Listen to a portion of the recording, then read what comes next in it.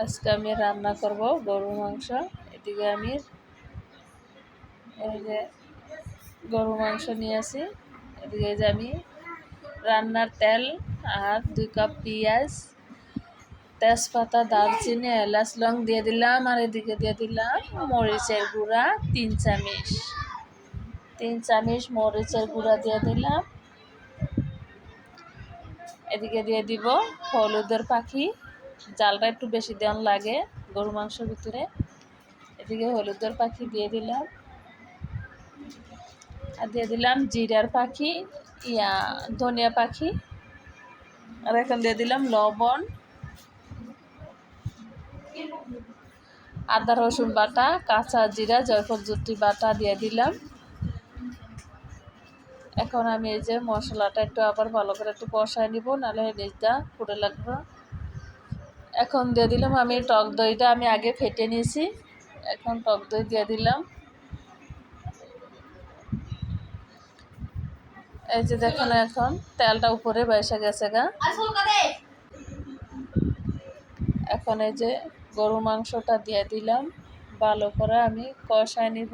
গরু মাংসটা দিয়া, গরু মাংস যত কষায় তত মাংস নরম হয় আর তত মাংসটা খেতে ভালো লাগে। এখন এই যে আমি ভালো করে একদম লাড়া দিয়া তারপরে আমি কষায় নিব। এখন ঢাকনা দিয়ে ডেকে দিলাম।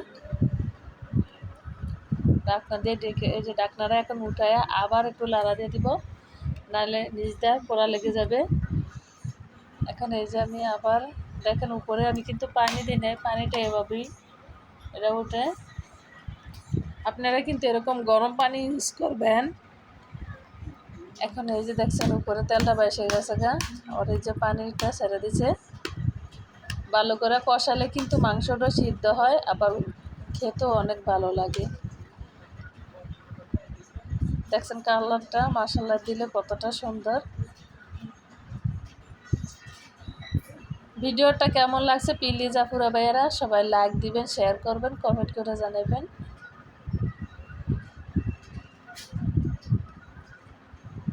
এখন আমি দিয়ে দিব, এই যে দেখছেন মাংসটা কীরকম। এখন এই যে আমি গরম পানি দিয়ে দিলাম, ফুটানো গরম পানি।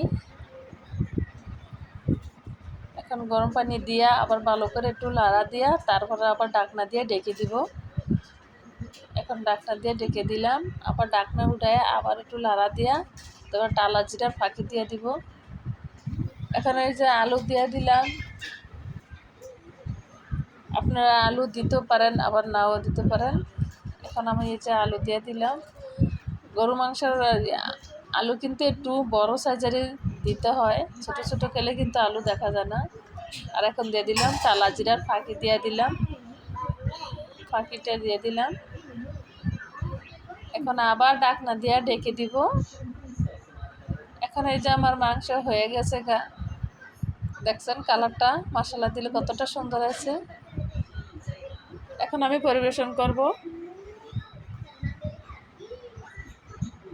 দেখছেন মাশাআল্লাহ দিলে অনেক সুন্দর কালারটা। গরু মাংসটা কিন্তু একদম সিদ্ধ হয়ে গেছে, আর এরকম বড় আলু না হলে কিন্তু গরু মাংস ভালো লাগে না। দেখছেন